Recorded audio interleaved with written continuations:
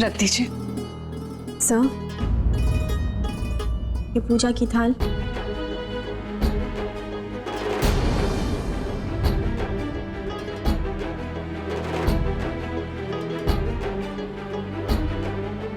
सुनो, वो बाहर की अरेंजमेंट्स हो गई? जी। फिर से चेक करके आइए आप। जी।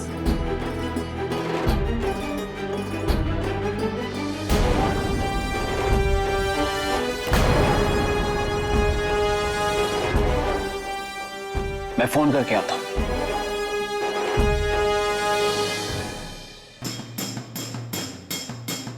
बहन जी, जानकी देवी जी को बुला लीजिए, पूजा की सारी व्यवस्था हो गई है। जी, अभी बुलाती हूँ। काजल, जाओ जाकर दीदी को बुला लाओ, पूजा का समय हो गया है। चाची जी, मैं कैसे जा सकती हूँ?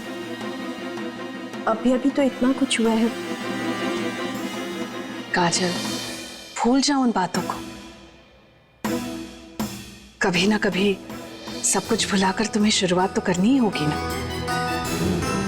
फिर आज तो इतना शुभ दिन है। ये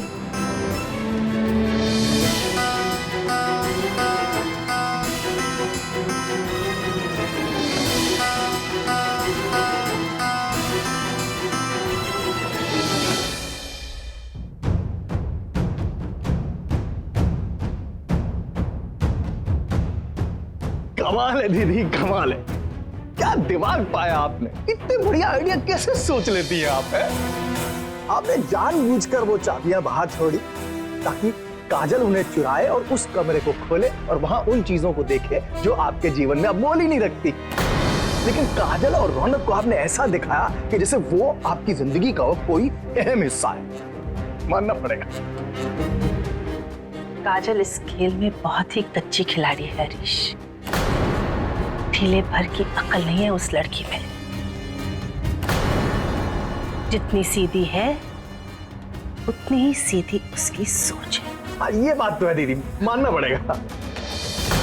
उस कमरे को खोलकर उसने उसके और रौनक के बीच के रिश्ते के धागे को खोल दिया है हरीश।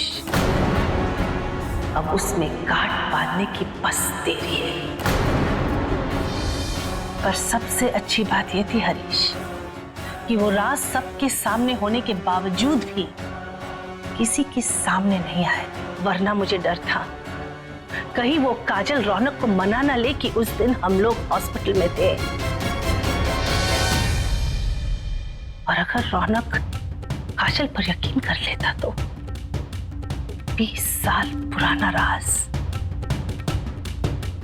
सबके सामने खुल जाता।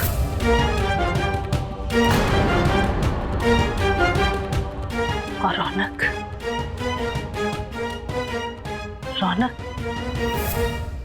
मुझसे नफरत करता हरीश, मुझसे दूर चला जाता और ये मैं बर्दाश्त नहीं करूंगी।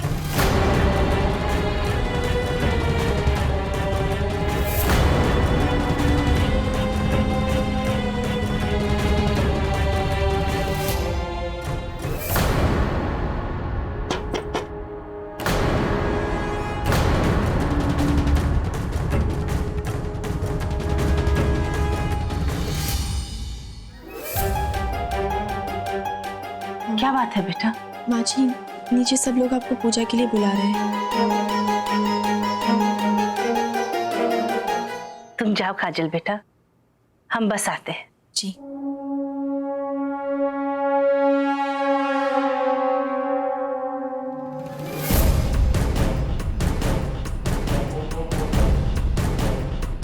काजल, क्या हुआ? यहाँ क्या बात है? तुम बहुत परेशान लग रही हो। जी चाची जी, एक्चुअली वो क्या? ये तो मेरे लिए भी बहुत बड़ा राज है। वैसे भी दीदी की बातों को आज तक कोई नहीं समझ पाया। अब काजल, छोड़ो ना इन बातों को। देखो, इस बारे में तुम कुछ कर तो नहीं सकोगी। इस राज को राज ही रहने दो। तुम ना बस अपने और रौनक के रिश्ते पर ध्यान दो, वो जरूरी है ना तुम्हारे लिए। मुझे एक बात बताओ, रौनक बात नहीं कर रहा ना तुमसे? नहीं चाची जी, वो मुझसे बात नहीं कर रहे। वो तो अपनी माँ की झूठी कहानी को ही सच मान कर बैठे। मैं समझ सकती हूँ काजल, लेकिन वो बेचारा भी क्या करेगा? झूठ की बुनियाद पर पला बड़ा है वो। जो दीदी कहती है वही सच है उसके लिए। अब खैर काजल, हमें जाकर पूजा में बैठना चाहिए ना, वरना लोगों को शक हो जाएगा। जी।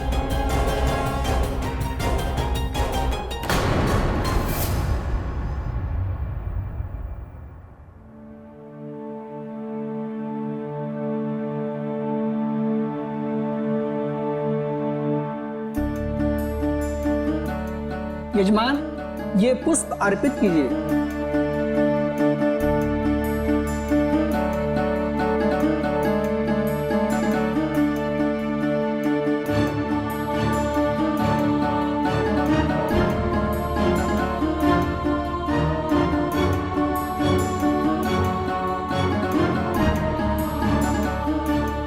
हर शादीशुदा औरत यही चाहती है कि उसका पति जहां भी हो, जैसा भी हो, बस सही सलामत हो। उनके साथ मेरा अति जैसे भी रहा हो रौनक, पर उनकी सलामती के लिए मेरी मांग हमेशा बनी रहेगी बेटा। और अगर रौनक काजल पर यकीन कर लेता तो 20 साल पुराना राज सबके सामने खुल जाता। कुछ भी हो जाए रौनक सो, मैं ये सच पता लगा कर रहूंगी। आपके और अपने रिश्ते को बचाने के लिए मैं शांत नहीं बैठ सकती। बचपन से लेकर आज तक आपको आपके पापा के बारे में जो भी झूठ बताया गया है, जितनी भी गलतफहमियां पैदा की गई हैं, मैं उन सब का सच आपके सामने लाऊंगी।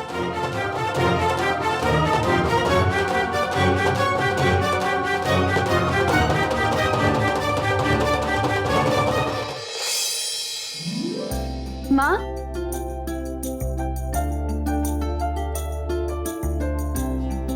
निधि,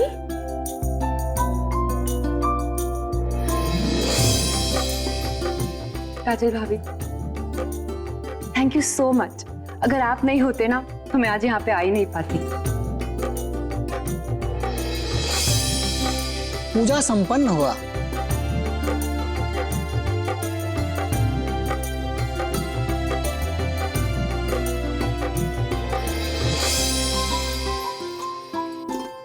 हैप्पी बर्थडे माँ। थैंक यू बेटा। आज मैं बहुत खुश हुई थी कि तू घर आई है। कैसी है बेटा? मैं ठीक हूँ माँ, और इसका सारा क्रेडिट काजल भाभी को जाता है।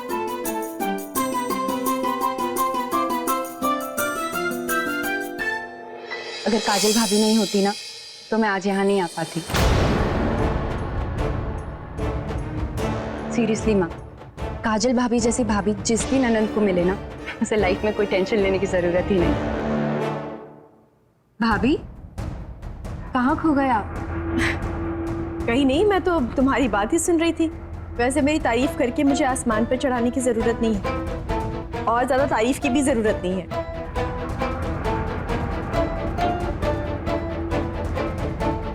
अब दीदी, बाहर गरीबों में कपड़े और शॉल बांटने हैं ना, चले? चलो विधि।